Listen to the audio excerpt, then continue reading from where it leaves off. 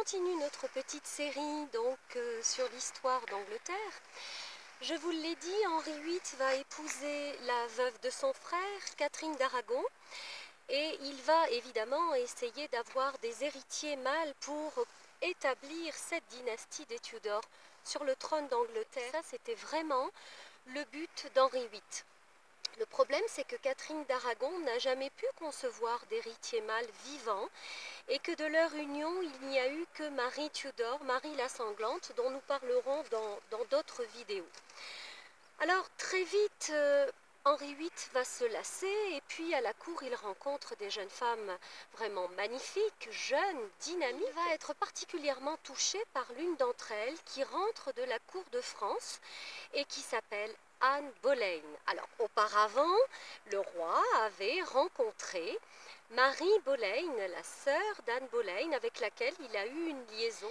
Mais Anne lui fait tourner la tête. Elle est belle, alors elle n'est pas belle selon les critères de la beauté de l'époque, mais elle est très vive, elle est très dynamique. Et puis surtout, elle va faire mijoter le roi en lui expliquant qu'il n'est pas question qu'elle devienne sa maîtresse si elle ne peut avoir une position officielle. Mais la position officielle qu'elle convoite, eh bien, c'est celle de reine d'Angleterre.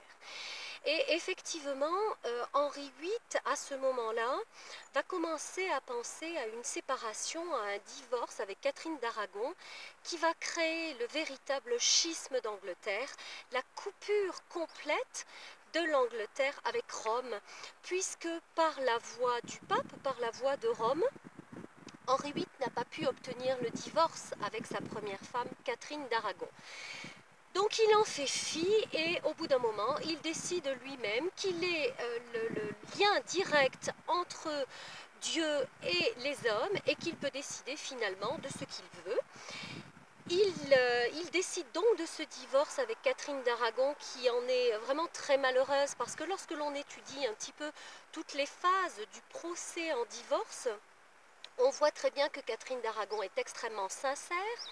Le roi Henri VIII va essayer de trouver dans la Bible le chapitre qui explique que si vous avez une relation avec la femme de votre frère, vous êtes en réalité incestueux et que par conséquent, vous n'aurez pas de descendance et que vous serez finalement maudit.